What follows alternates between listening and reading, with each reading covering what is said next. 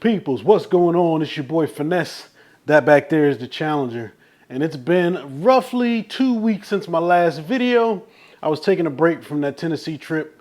There was a lot of moving parts, at least for me, to get that going on. So I wanted to take a break, spend some time with the fam, all that kind of stuff. So either way, man, we back at it. As you can see, it's kind of a rainy day. I wanted to get out originally to do this video where I did my first video at in that parking lot, but the Mother Nature decided to have a different opinion on that. But no matter that, man, we're gonna make it happen. So this is gonna be my 13,000 mile review of the Indian Challenger. I have a 21 Indian Challenger, and I've had the bike for a while. I've had a few, I can say I had a few issues here and there, and there's some quirks and things about the bike. So I just want to go over that. All right, y'all, let's get right into it. Okay. So one of the things that I don't think it's talked about enough with the Indian Challenger is the ride. The ride quality on this bike, in my opinion, when it comes to American V-twin cruisers, you're not getting a better ride than this straight out of the box. It's just not happening.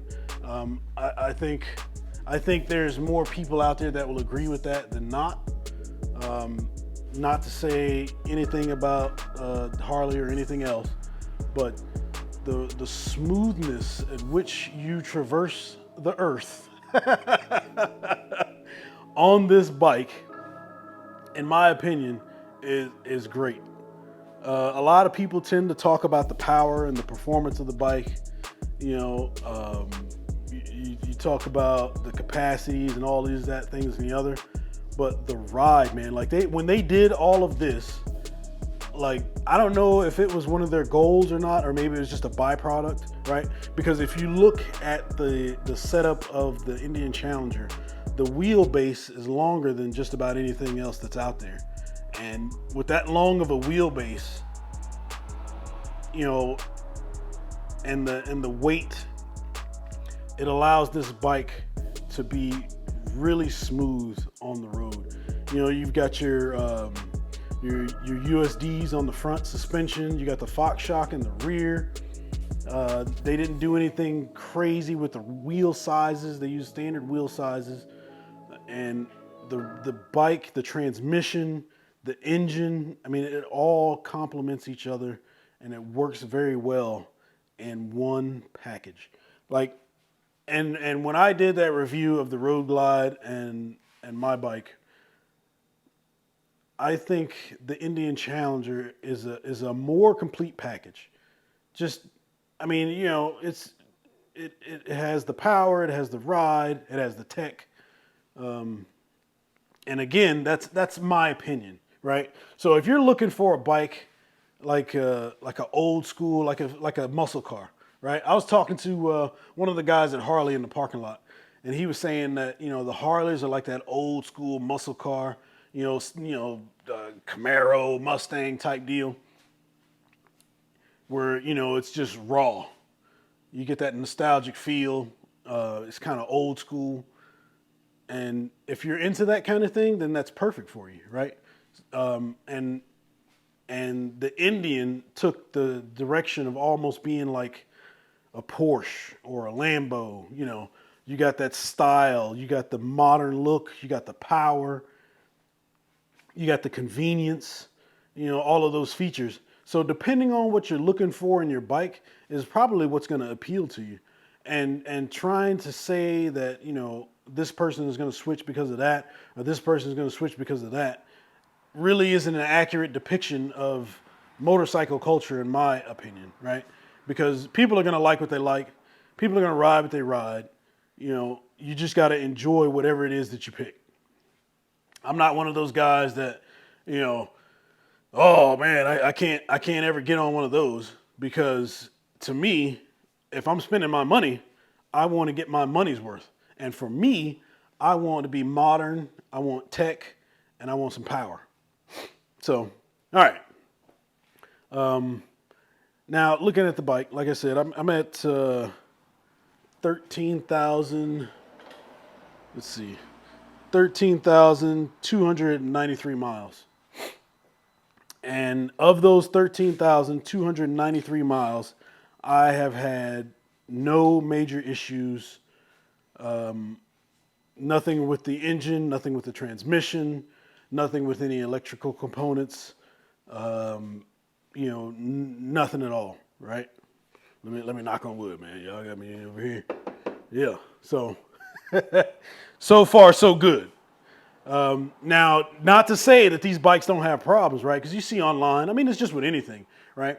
Any manufactured product, there's going to be some deviation, and I'm sure companies have an acceptable amount of deviation before changes need to be made. So, but I'm not going to get into all that because one, I don't know about it, but those are just my assumptions. Anyway, people have had issues with codes, with some of the electronic components, with some of the mods that people do to the bike affects the bike adversely.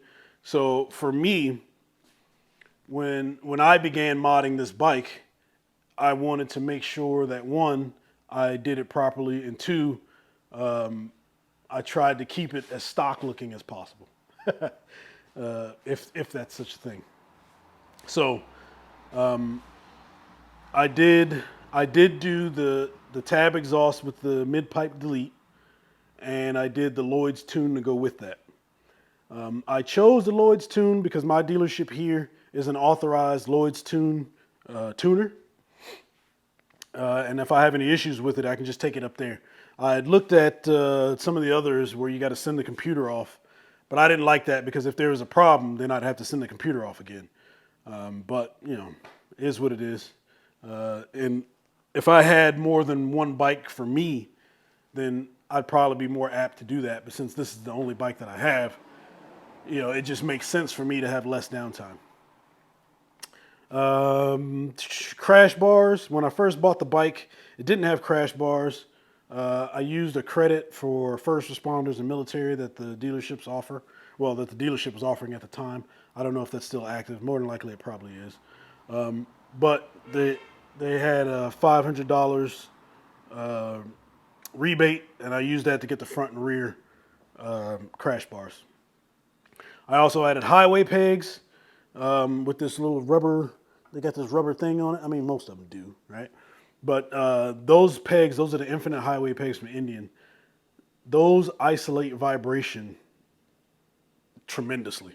Like I don't feel anything on my feet when I'm riding with those on there. Between my boots and the rubber on that.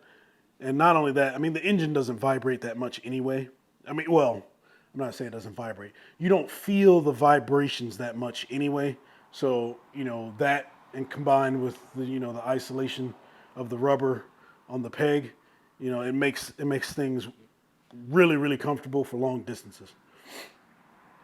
Working our way up, the handlebars. These handlebars are great. I love these bars. These are the Indian mid-rise mitered bars.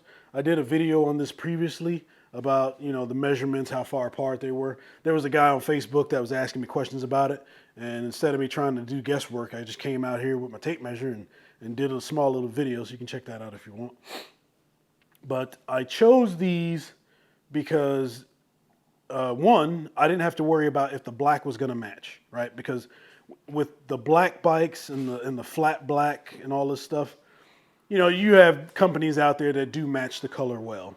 However, for me, I would rather go with something from the actual brand that has this color. Now, had I had something like chrome, well, man, chrome is about the same way, right? Because you got different types of chrome, or at least different tints and hues of chrome. So you got to be careful with that too. But I wanted to make sure that this matched with everything else on the bike that was gloss black. So, I went with the Indian mid-rise bars, and I've enjoyed these, man. They make operating the bike way more comfortable than what it was when I had the stock ones on. Because if I did like a U-turn or something where I had to go lock to lock, the bars would be in my gut, and that just wasn't comfortable. I had to move around on the seat way more than what I have to do with these. So the seat, I have a stock seat. The stock seat for me has been working quite well. Like I said, 13,000 miles in. I was telling myself I was going to give it a year before I changed it out. And I haven't quite got onto that yet. I think that a year is going to be in April, May timeframe that that will make my year. So I think either the seat is broken or my body is broken from being on the seat. But to me, it feels comfortable. Like I said, I've done 4-hour trips, and I haven't had any problems with my butt hurting or my back hurting or anything like that. It's been good so far. Now I am looking for a rider backrest, right? I looked at the one from Indian, and to me, it's a bit pricey for what you're getting. Now, it might not be pricey for the comfort that you get out of it. Now, comfort may be well worth it. You know what I'm saying? Especially, again, if it's an Indian product, I know it's going to work. If I have any issues, I can take it back to the dealership. So on and so forth. But for the price of that backrest, to me, it just makes me hesitant a little bit. I'm still trying to mull it over if that's what I want to do. Not to say there's anything good or bad about it. It's just I don't know. But I have been looking at aftermarket seats to replace the entire thing. But like I said, I'm going to wait a year to do that. If I decide that I still like this seat, then I'll keep it and I'll get the rider backrest. If I decide that I don't want the seat, then I'm going to take the entire thing out and put on a new one that comes with the backrest. So, and that's going to be, seats now are like $1,000, so it is what it is. What else? The headlight. So I don't do a lot of night riding, so I still have the stock LED headlight that's on there. One, I like the way it looks. However, I would love it if they had a black version of this. If there was a black version of this to match the black on the front, also, if this was black too, oh man, I'm telling you, that thing would look nice. Now, I don't know if there's any kind of rules or DOT laws that keep them from blacking that out. But if they black that out, man, I would be number one in line.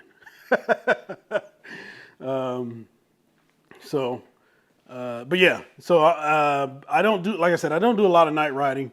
And talking about blacking this out, I am looking at an adaptive headlight, the one that shines when you turn. I'm looking at getting an adaptive headlight, and it's going to be black. So I may end up putting some window tint on the sides here just to make it all cohesive. But if there was an option for that, I would just buy it. Because, you're dealing with window tint and heat and everything else. Then it's on plastic, so you got to get the air release tint. So, is what it is. But, all right. Audio. So, on one of my previous videos, I was doing some audio. On one of my previous videos, I did an interview with Davidson Audio. They do aftermarket stereo systems specifically for Indian motorcycles. And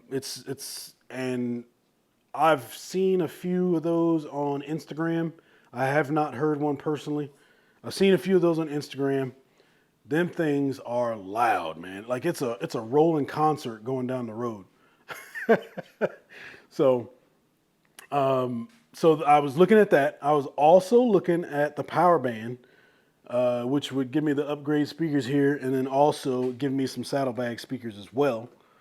I like the look of those saddlebag speakers, how they kind of integrate with the saddlebag. But I don't know. I've never heard a set of the power band audio. And I've never been able to ride a bike with it going down the road, so I don't know how much louder it is, or I don't know, if it would be cost effective for me to go that route. But it is something that I'm looking into.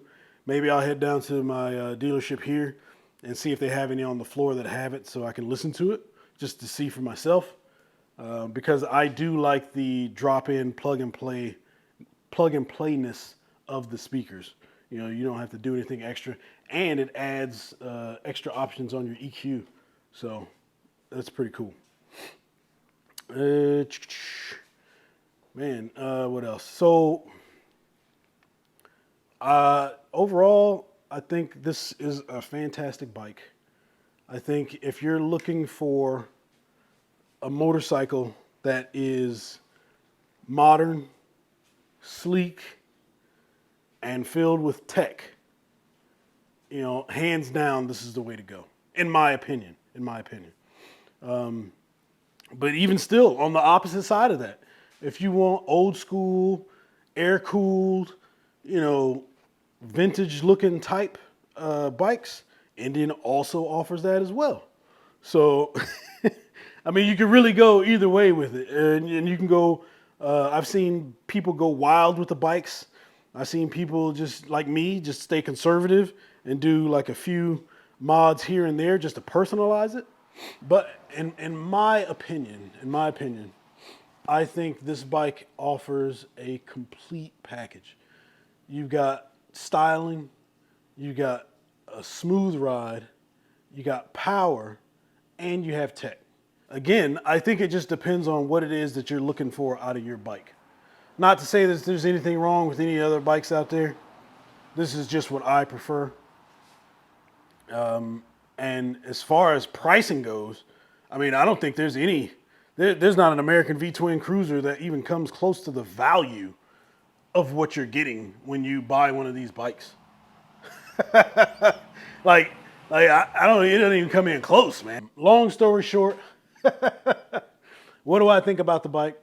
I think the bike is great. If there were any changes that I would do to the bike, it would have been, first off, for the 21-year model, it would have come with the front crash bars. And then for the Darkhorse models, the front end should be black, as well as the rear turn signals being smoked. I think that would make the Darkhorse theme like come together. And actually, to be honest with you, if they were to get rid of the gloss black and just the bike just be satin, I mean, I wouldn't be mad at that either. All right, so for me, straight out of the box, I think this is a very, very solid option for, if you're into the V-twin cruisers, the large V-twin cruisers. Very solid option. Peoples, what's going on? It's your boy Finesse. I'm here at the Indian dealership, ran into a bunch of dudes and a lady from Walterboro, South Carolina, I believe. Yeah, all right, so Walterboro and Bluffton. So let's give them a chat. All right, man. What's your name? Well, my name is Jamie Taylor. I'm from Hardyville, but now stay in Walterboro, and I'm a part of Wheels Up.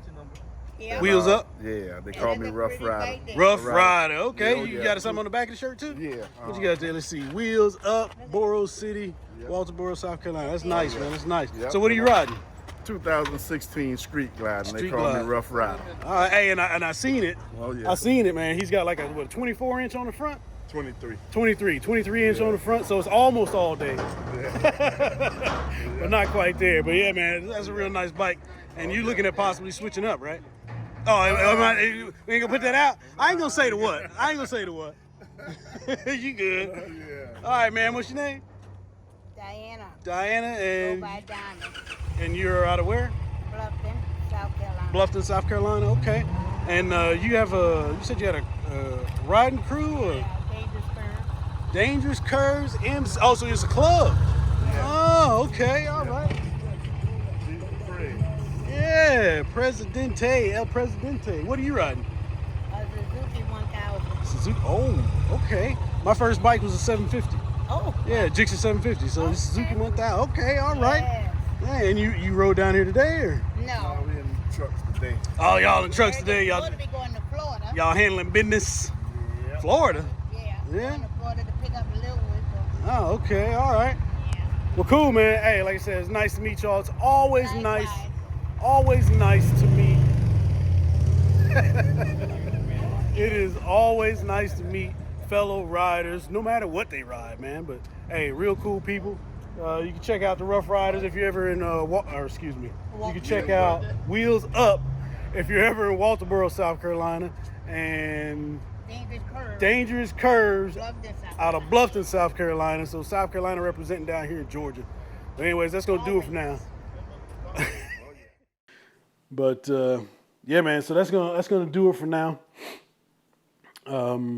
Upcoming, I've got Robert Simmons, Be the Boss of Your Motorcycle. I'm gonna be doing his anniversary ride. That's gonna be on the 12th.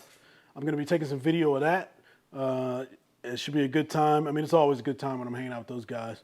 And then after that, we got Veterans Days coming up. So we're gonna do a video on Veterans Day.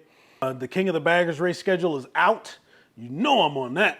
So it's a 3-day event. I'm gonna try to be there for all 3 days. That's here in Road Atlanta, up in I think it's Marietta or something. It's outside of Atlanta. It's like on the outskirts, but I'm gonna be there for that 3-day event. So if you guys end up, if you're able to come out there to that event, definitely come out there. Hit me up in the comments.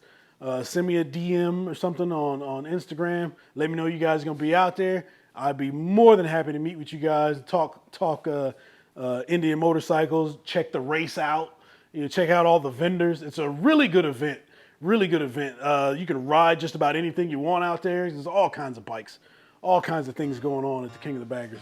So that's gonna do it for now. Hey man, ride every day, and most importantly, make sure you're enjoying it. Peace.